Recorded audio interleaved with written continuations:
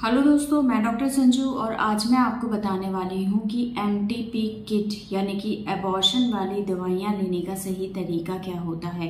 क्योंकि देखिए, बहुत से महिलाएं मेरे पास आती हैं जो इन दवाइयों को यूज़ करती हैं और उसके बाद या तो उनको ब्लीडिंग अच्छे से नहीं होती है या उनका एबॉर्शन पूरी तरह से नहीं हो पाता है, जिसकी वजह से वो उनको ब्लीडिंग लगातार होती रहती है या इनकम्प्लीट एबॉर्शन की उनको प्रॉब्लम रह सकती है। तो इन सारी प्रॉब्लम के पीछे का एक कारण ये भी होता है कि कई बार महिलाएं ये जो दवाइयाँ होती हैं इनको सही तरीके से नहीं लेती हैं, जिसकी वजह से उनका जो एबॉर्शन है कंप्लीट नहीं हो पाता है, जिसकी वजह से उनको लगातार ब्लीडिंग चलती रहती है।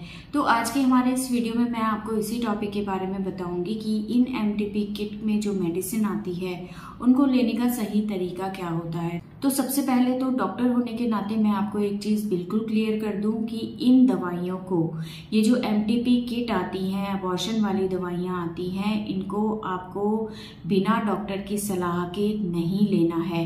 कई महिलाएं खुद से मेडिकल स्टोर से ये दवाइयाँ ले लेती हैं या कई लोग चोरी छिपे इन दवाइयों को बेचते हैं, और महिलाएं अगर इनको ले लेती हैं बिना डॉक्टर की सलाह के तो कई बार ये उनके लिए जानलेवा भी साबित हो सकती हैं। लेकिन फिर भी अगर आप इन दवाइयों को ले लेती हैं तो इनको लेने का तरीका क्या होता है वो आपको पता होना ज़रूरी है, ताकि आपको इनकम्प्लीट एबॉर्शन जैसी प्रॉब्लम को ना फेस करना पड़े।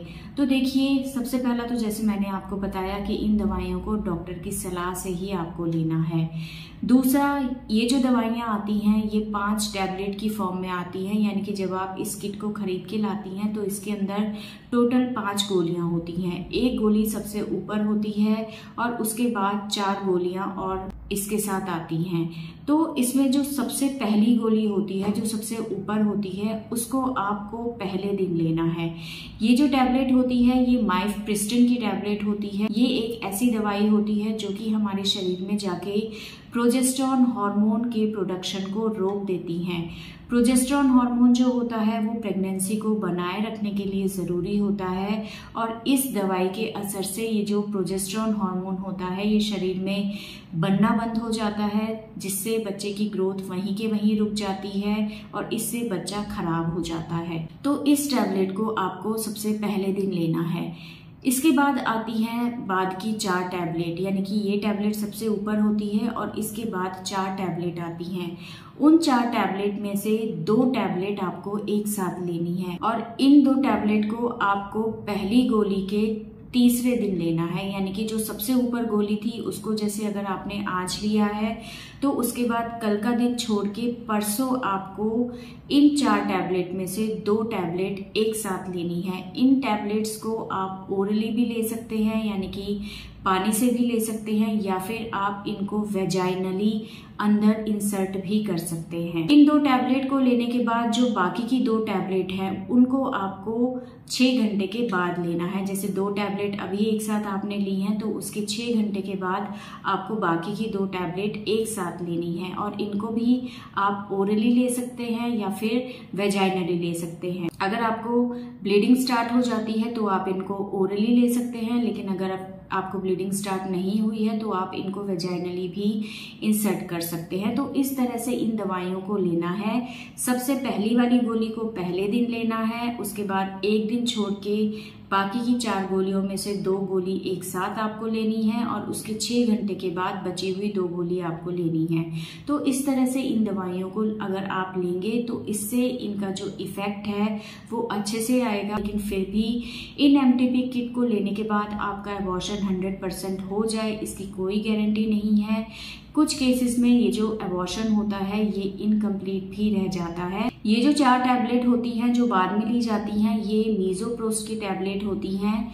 इस मेडिसिन के इफेक्ट से क्या होता है, आपके बच्चेदानी का मुंह खुलने लगता है, आपको दर्द हल्के से स्टार्ट हो जाते हैं, जिससे जो प्रेगनेंसी है वो आपकी बाहर निकल जाती है और इससे आपका एबॉर्शन कंप्लीट हो जाता है।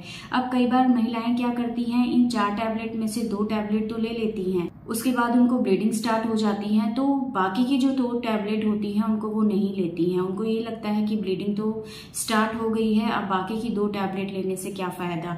तो ऐसे में क्या होता है, कई बार उनका जो अबॉर्शन है वो इनकम्प्लीट रह जाता है। तो अगर आपको 2 टैबलेट लेने के बाद भले ही ब्लीडिंग स्टार्ट हो जाती है, फिर भी आपको ये 4 टैबलेट सारी लेनी होती है, इनको बचा के आपको नहीं रखना होता है, क्योंकि इससे कई बार आपका जो अबॉर्शन है वो कंप्लीट नहीं हो जाता है, कुछ ना कुछ अंदर प्रेगनेंसी से रिलेटेड रुका रह जाता है, जिसकी वजह से आपको लगातार ब्लीडिंग चलती रहती है।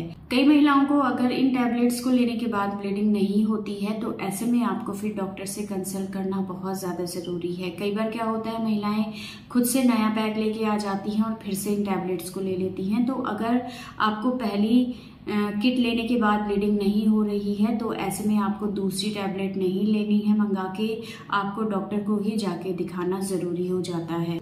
ये जो एमटीपी मेडिसिन होती हैं या एबॉर्शन किट होती है, ये 2 महीने तक की प्रेगनेंसी में ही आप इस्तेमाल कर सकते हैं। अगर आपकी प्रेगनेंसी 2 महीने की से ज़्यादा की है तो ऐसे में ये इफ़ेक्टिव नहीं होती है। अगर आपकी प्रेगनेंसी 2 महीने से ज़्यादा की है तो ऐसे में इन मेडिसिन को इस्तेमाल ना करें, ऐसे में डॉक्टर से जाके कंसल्ट करें और डॉक्टर ये डिसाइड करेंगे कि आपका जो एबॉर्शन है वो इन मेडिसिन से हो सकता है या फिर आपको डीएनसी करानी पड़ेगी। डीएनसी एक छोटा सा सर्जिकल प्रोसेस होता है जिससे डॉक्टर आपका एबॉर्शन कर देते हैं। तो दोस्तों, ये था आज का हमारा वीडियो। अगर इस वीडियो से रिलेटेड आपके किसी तरह की कोई सवाल है जो आप हमसे पूछना चाहते हैं तो आप हमें कमेंट कर सकते हैं, और हमारे आने वाले वीडियोस को देखने के लिए हमारे इस चैनल को सब्सक्राइब जरूर करें।